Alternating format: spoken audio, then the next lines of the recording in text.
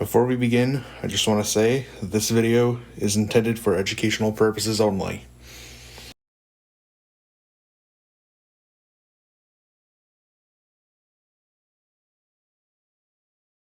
Hello everybody, I'm Austin and welcome back to a new episode of Weird Wikipedia. Today we are popping the champagne because this is the first video that's probably never going to be monetized, because we are talking about .xxx. Now .xxx or .XXX, and I will be flip-flopping between the two for the rest of the video, is not on the Unusual Articles Wikipedia page. So my personal summary of it is an internet domain almost exclusively used by adult websites. Now sit back, relax, wear some headphones, and don't accidentally stream this to your family room TV. Little Timmy doesn't need to know about the stuff I'm about to talk about. Now, in contrast to the previous top-level domains I talked about, this particular one is not tied to any specific country or overseas territory. It also differs from generic top-level domains, which are like the .com, .net.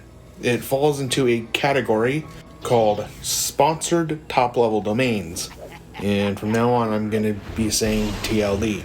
Now, the creation of .XXX was intended to provide a voluntary option for websites of an adult nature, and for the most part it has stayed that way, with some exceptions of course. The entity responsible for sponsoring .xxx is the International Foundation of Online Responsibility. The registration of .xxx is overseen by ICM Registry LLC. On March 18th, 2011, the board for the International Corporation for Assigned Names and Numbers, or ICANN, officially granted approval of the .xxx domain. It officially started operating on April 15th, 2011. The sunrise period began on September 11th and ended on October 28th, 2011. A sunrise period is basically where trademark holders can obtain websites for their trademark. Full-on general availability started on December 6th, 2011. During this phase, anyone interested in securing a .XXX domain could do so. Now we're going to talk about the history of .xxx.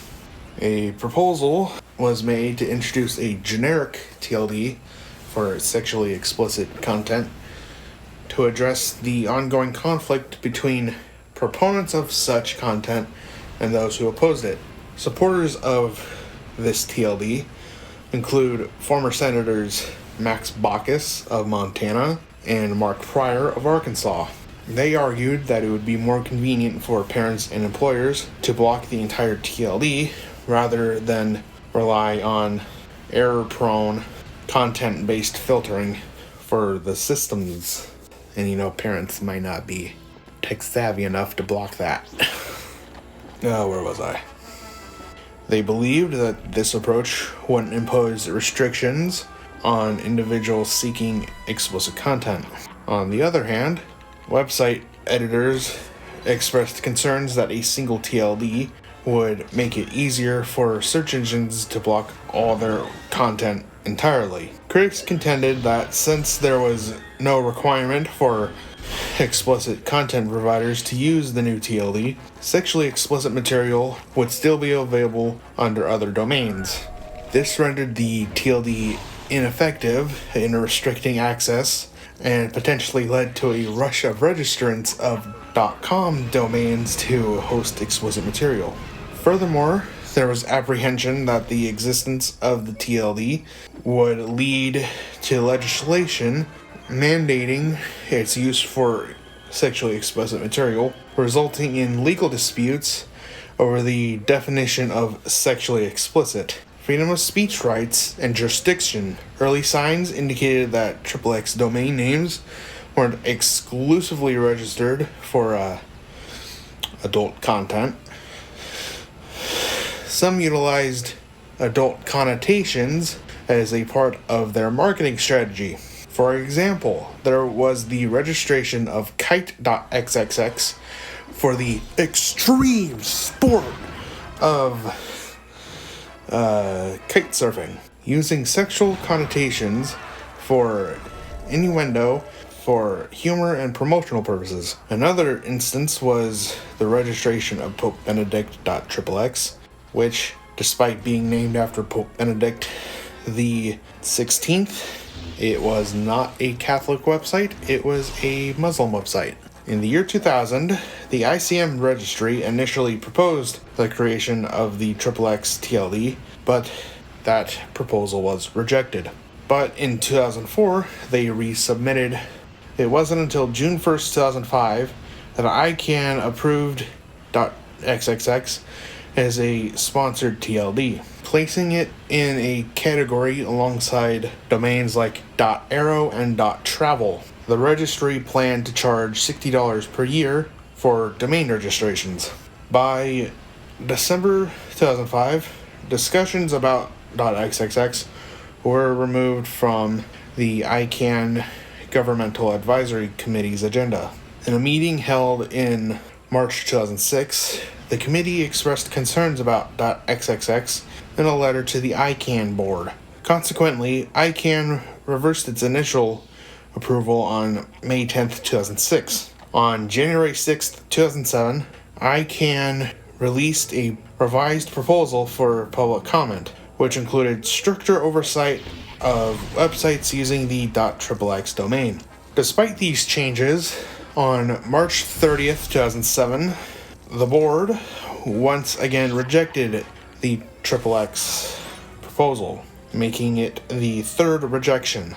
Following ICANN's bylaws, on June 6, 2008, the ICM registry filed an application with the International Center for Dispute Resolution, or ICDR, for an independent review challenging ICANN's decision. In September 2009, a live hearing took place in Washington, D.C., during which both sides presented documentary evidence and witness testimony. On March 19, 2010, ICDR's independent review panel, composed of Stephen M. Schwebel, Jan Paulson, and Dikran Tevrizian, issued its declaration.